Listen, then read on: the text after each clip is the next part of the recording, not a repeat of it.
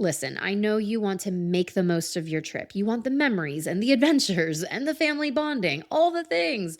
But what ends up happening is you just end up cramming too many activities into each day. Everyone gets hungry, everyone's hot. By noon, you're dragging a screaming toddler through this tour or through this museum when all they want is a nap and a snack and maybe a movie.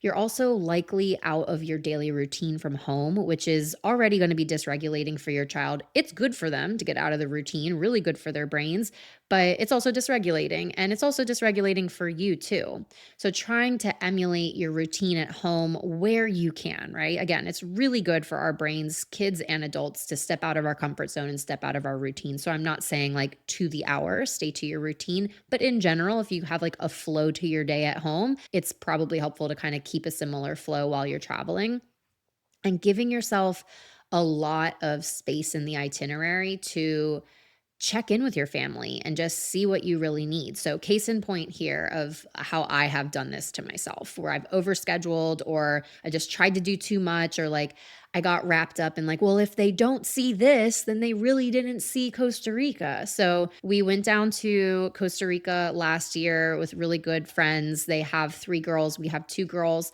all under the age of 5.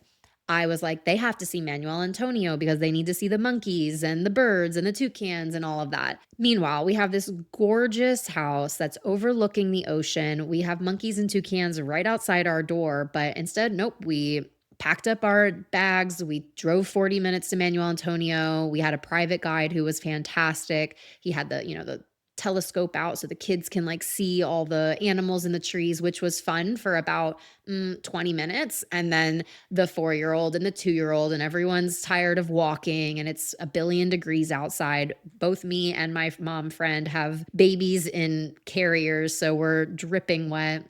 There's a picture of us that it's literally making me crack up right now thinking about it. There's a picture of all of us, so 5 and 4, 9 of us in front of this sign, Emmanuel Antonio, and the tour guide's taking a picture of us. And just like me and my mom friend are smiling because we're just like, fake it till you make it.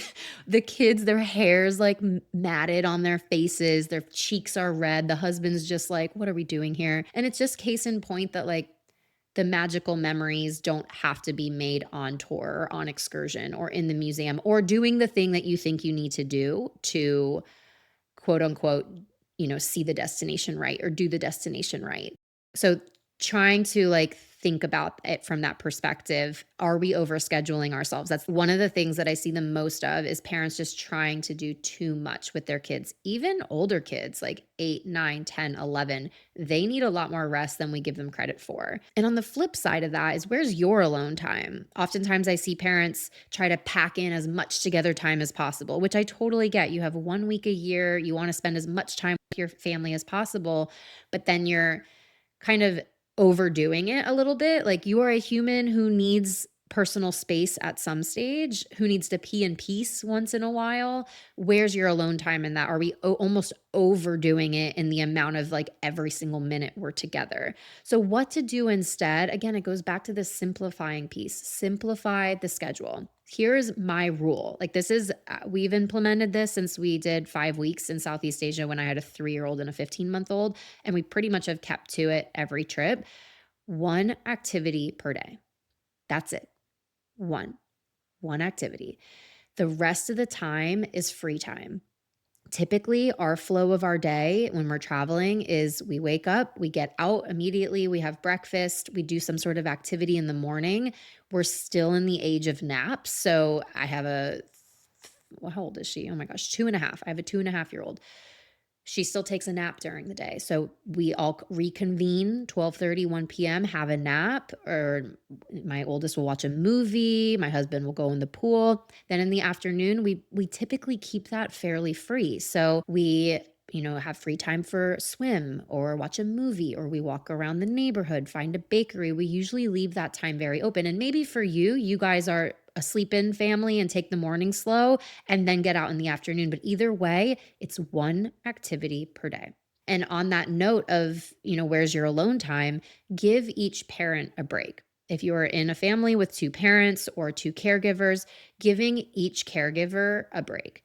Tag out for a morning or an afternoon. Go read a book alone at the hotel pool while, your partner takes them to the kids center or takes them for a walk. Get a massage or take that yoga class. Just giving each other a little bit of space, whether it's one full morning or one full afternoon, giving each caregiver a little bit of space to be able to come back to themselves, come back to their center so that they can stay regulated for their kids moving forward. And if you have the resources and the comfort level, I guess, you could hire a sitter or a nanny either through your hotel, or your villa might have, recommended vetted nannies for a few hours. Go on a date together. Remember what it's like to talk without being interrupted by someone demanding berries or apples or snacks.